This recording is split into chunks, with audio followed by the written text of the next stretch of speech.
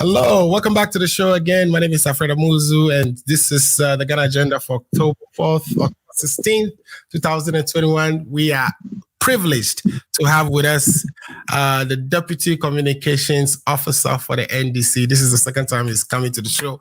I first of all want to take the opportunity to say a big thank you for always answering to our call and joining us for a great conversation that we're about to have. Mr. Ako Gunn, welcome to the Ghana Agenda. Thank you. All right. So I was telling people before you came that young men like yourself and your boss who was on the show and, did us a great favor, told us a lot of good things that I'm sure you are going to also expand on today. I was telling him, he says, he's a very young man and this is his deputy, another young man. What's going on in NDC? Is it the young man party? Is that where all the young men are the big men? Talk to me. I think with this we just need to appreciate the umbrella party and also to thank the delegates for the opportunities that they have given to us. Right.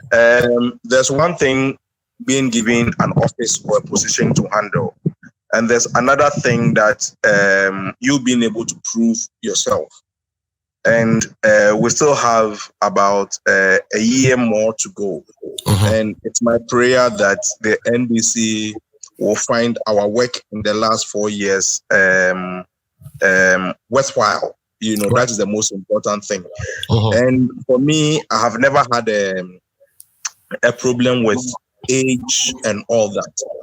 The truth is that if you look at the NDC party, most of our leaders that we see today, we call them our grandfathers, our whatever. They took the mantle of leadership at relatively very, very, very young age. The leader and the founder of the NDC himself was a leader of this nation when he was less than 35 years.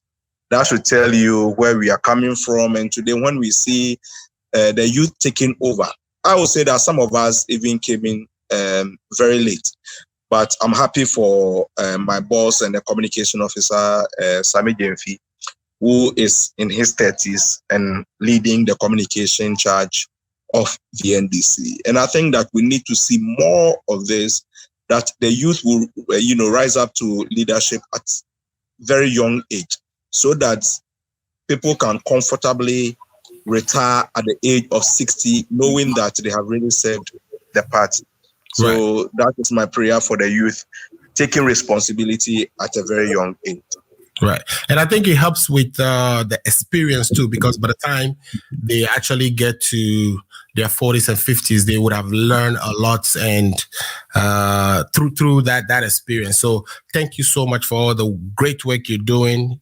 You inspire a lot of the youth out there, and thanks for how you even summarize it. So today, I wanted us to talk about the thank you tour that the former president is on.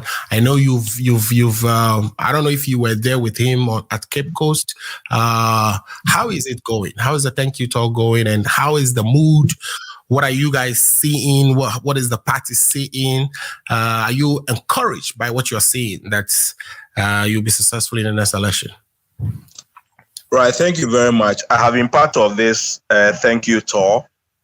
And right from day one, when we started the first phase in Upper East region, Northeast, then to Northern region, Savannah, and then Upper West. That comprised the first phase of the five Northern region. And then the second phase that comprised Ashanti region, Bono East, Western North, and Ahafo regions. This is the third phase that we are embarking. We started this week, and I need to be very honest. It has been a success. We were in Western region. We just returned yesterday from the Central region, and God willing, tomorrow morning we'll be moving to Volta and Oti. Then we'll climax everything in Accra with a date that is yet to be communicated. So on Monday and then on Tuesday, we will be doing the OT and then the Volta region.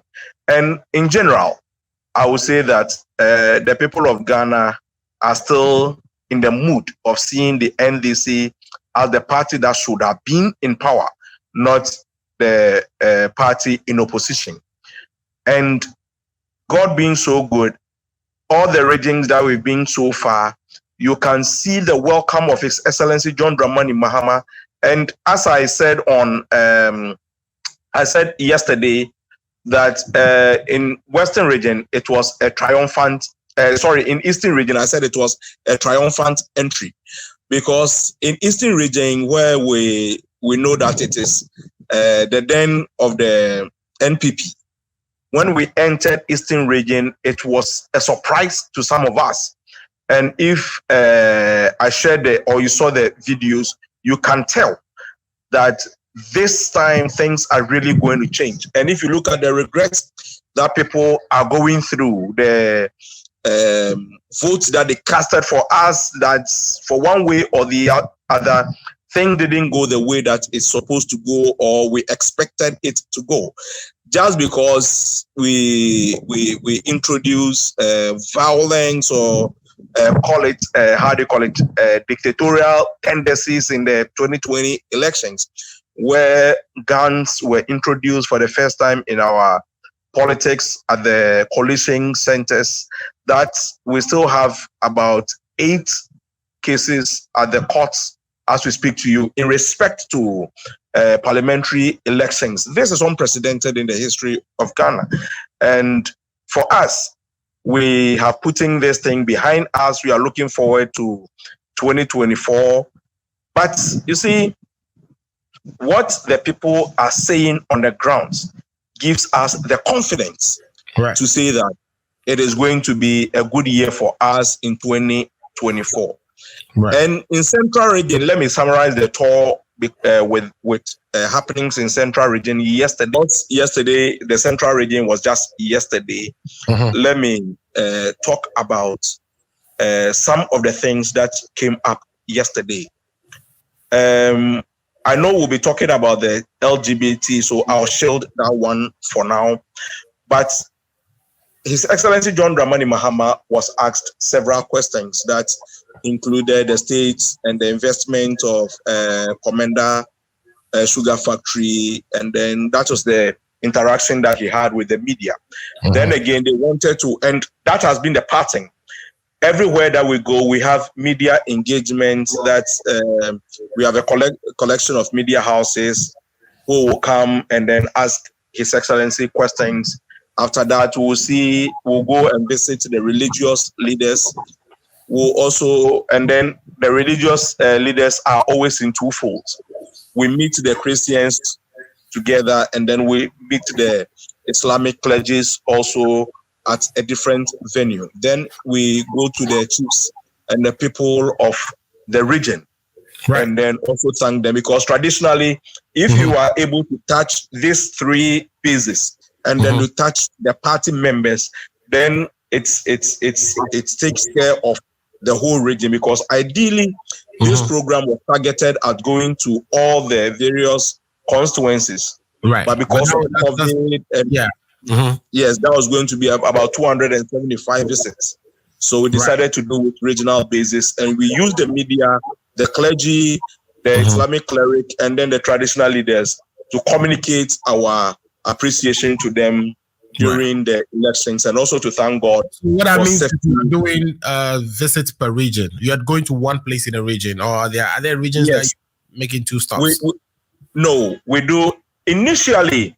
For instance, when we started in the northern sector, we visited the chiefs, that's the paramount chiefs, at their various palaces.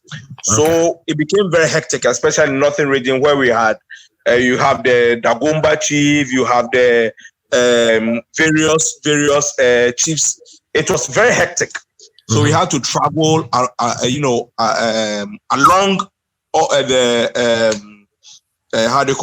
the various chiefs.